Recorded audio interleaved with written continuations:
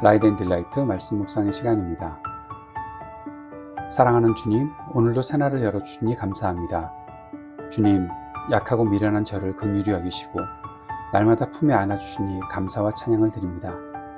오늘도 완전하신 주님의 말씀을 부어주시고 그 말씀을 깨닫고 순종하여 능력 있는 삶, 지혜로운 삶을 살게 하옵소서.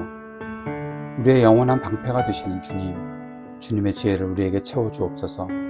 우리가 낮고 겸손한 자리에서 복의 통로가 되게 하옵소서. 예수님 이름으로 기도드립니다. 아멘. 오늘은 잠언 30장 1절에서 33절까지 잠언 30장 말씀을 함께 읽고 묵상하겠습니다. 이것은 야게의 아들 아굴이 말한 잠언이다. 이 사람이 이디엘에게 말하고 또 이디엘과 우갈에게 말하였다. 참으로 나는 사람이라기보다는 우둔한 짐승이며 나에게는 사람의 총명이 없다. 나는 지혜를 배우지도 못하였고 지극히 거룩하신 분을 아는 지식도 깨우치지 못하였다.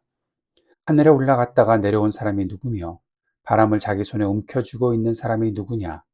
물을 그 옷자락으로 싸고 있는 사람이 누구며 땅의 모든 경계선을 그은 사람이 누구인가. 그 사람의 이름은 무엇인지 그의 아들의 이름은 무엇인지 정말 내가 아느냐. 하나님의 말씀을 모두 순결하며 그분은 그를 의지하는 사람의 방패가 되신다. 그 말씀에 아무것도 더하지 말아라. 그렇지 않으면 그분이 너를 책망하시고 너는 거짓말을 하는 사람이 될 것이다. 주님께 두 가지 간청을 드리니 제가 죽기 전에 그것을 이루어 주십시오. 허위와 거짓말을 저에게서 멀리하여 주시고 저를 가난하게도 부유하게도 하지 마시고 오직 저에게 필요한 양식만을 주십시오.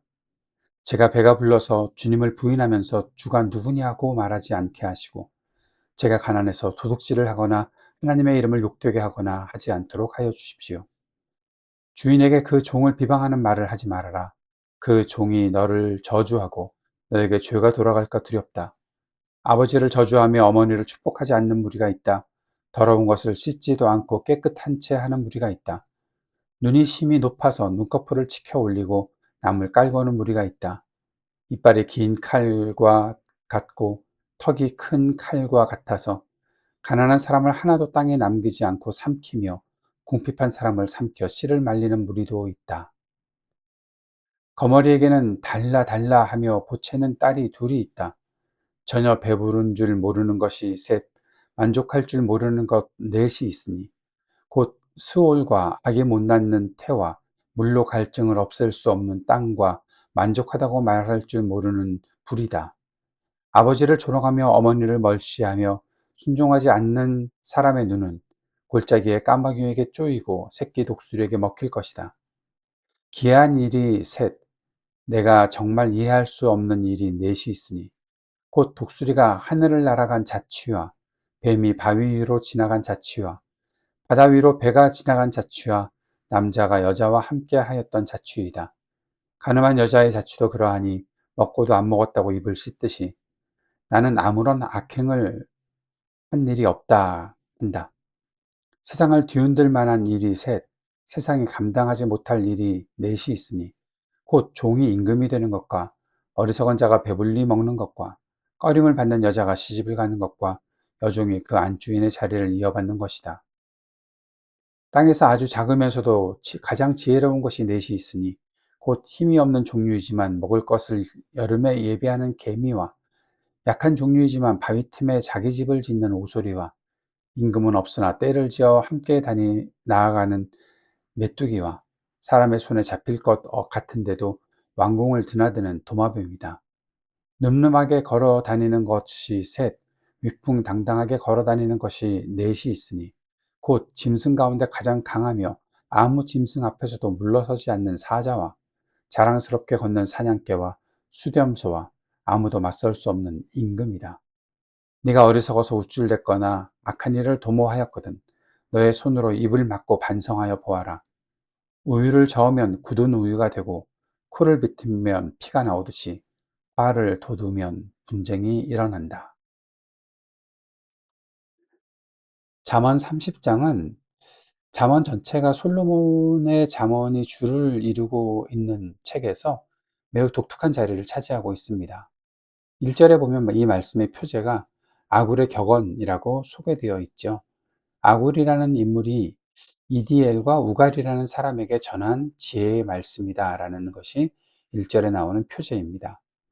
아굴이 누구고 이디엘이 누구고 우갈이 누군지 정확하게 우리가 역사적인 기록을 알 수는 없지만 이름의 뜻을 통해 아굴이 전하고자 했던 메시지의 성격을 짐작할 수는 있습니다. 짐작입니다. 아굴은 수집가 또는 모으는 사람이라는 뜻이 있고요. 이디엘은 하나님이 나와 함께 계신다라는 뜻이 있고, 우갈은 내가 능히 감당한다 혹은 내가 능히 이긴다라는 뜻을 지니고 있습니다. 다시 말하면 아굴의 잠언은 세상의 화려한 지식을 자랑하는 책이 아닙니다. 하나님이 나와 함께 하셔야만 내가 이 험한 세상을 이겨낼 수 있다. 이디엘, 우갈 그렇게 연결시켜 볼 수가 있는 거죠. 그렇게 할 수 있는 그러한 내용을 담고 있는 것을 수집해 놓은 것이다 보는 것입니다. 그렇게 고백하는, 하나님이 나와 함께 하셔야만 내가 이 험한 세상을 이겨낼 수 있다고 고백하는 인생들에게 평생 하나님 경외하는 법을 배우고 모은 지혜의 결정체를 선물하는 말씀으로 보면 좋을 것 같습니다. 오늘 말씀을 한 세 가지 부분으로 나누어서 생각해 볼 텐데요. 첫 번째는 인간의 한계 인정과 말씀의 완전함이라고 제목을 달아 보았는데, 1절에서 6절까지의 말씀입니다. 아굴이 자신을 가리켜서 나는 다른 사람에 비하면 짐승이다, 내게는 사람의 충명이 없다 하고 극단적인 겸손을 표현하고 있죠. 인간의 지혜로는 하나님을 다 알 수 없다는 고백입니다. 그러면서 오직 하나님의 말씀은 다 순전하고 그분은 자기에게 피하는 자의 방패가 되신다라고 선포하고 있습니다. 5절의 말씀이 바로 그런 거죠. 두 번째 보면 잠언에서 보기 드문 기도문이 등장을 하는데요. 아굴의 두 가지 기도입니다. 7절에서 9절까지. 아굴이 죽기 전에 두 가지 소원을 들어달라고 구하고 있죠. 하나는 허탄한 거짓말을 멀리하게 해달라는 것이고요. 두 번째는 나를 가난하게도 마옵시고 부하게도 마옵시고 오직 필요한 양식, 일용할 양식으로 나를 먹이시옵소서라는 기도입니다. 배가 불러서 하나님은 모른다고 할까 봐, 너무 가난해서 도둑질해서 하나님의 이름을 욕되게 할까 봐 두렵다는 고백을 하고 있는데, 이 고백이 잠언 30장의 핵심이라고 보아도 좋지 않을까 생각합니다. 세 번째는 만물을 통해 배우는 통찰과 겸손입니다. 10절에서 33절까지.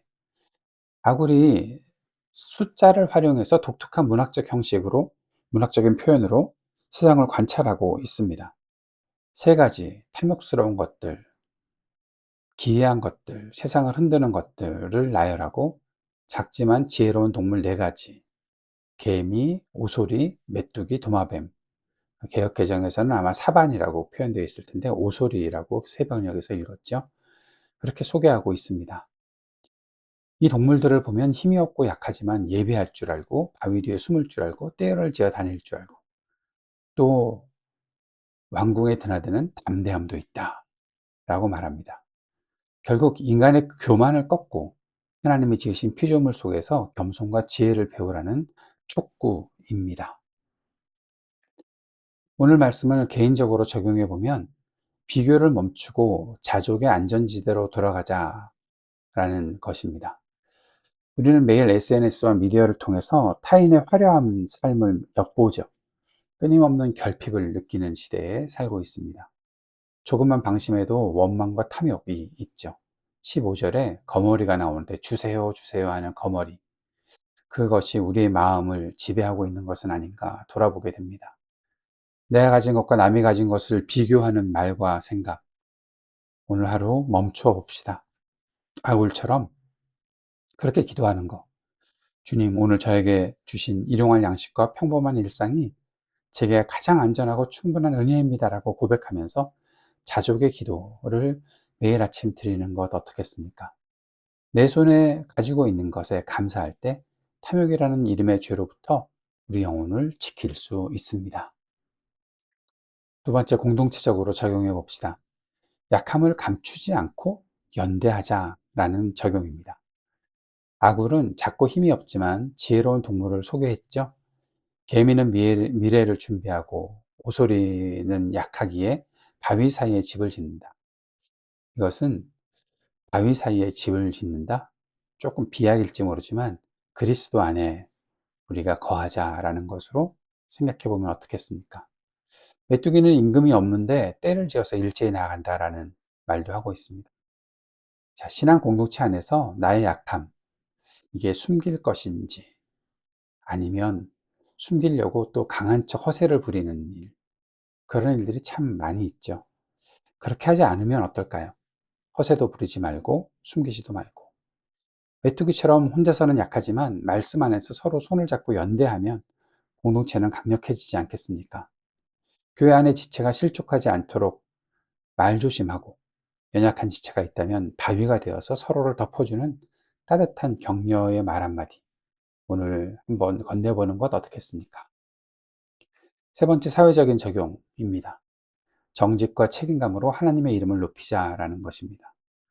아굴은 자신이 부해지거나 가난해짐으로 인해 혹시라도 사회 속에서 하나님의 이름을 더럽히게 될까봐 전전긍긍했습니다. 이는 성도의 삶이 세상 속에서 하나님의 명예와 직결되어 있음을 보여주는 장면이죠. 일터에서 혹은 이웃과의 관계에서 정직함을 선택해 봅시다. 당장 작은 이익을 얻기 위해 타인을 헐뜯거나 편법을 쓰는 행동을 멈추어야 합니다.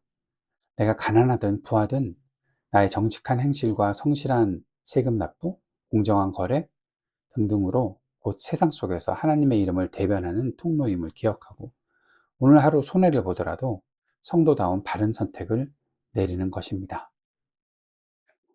잠언 30장의 마지막 이런 말투입니다. 적당히 까불고 입을 닥쳐라. 예, 적당히 까불고 입을 닥쳐라. 투박하지만 강력한 경고로 끝이 납니다. 새한글 성경에서는 네가 우둔해서 잘난 체 했다면 혹시 그럴 작정이었다면 손으로 입을 막아라. 그렇게 말하고 있는데 다시 말하면 그런 거죠. 까불지 말고 입 닥쳐. 예. 잠언 30장 마지막에 왜 이런 말씀일까요? 자, 우리는 다 아굴처럼 미련하고 부족한 존재들이죠.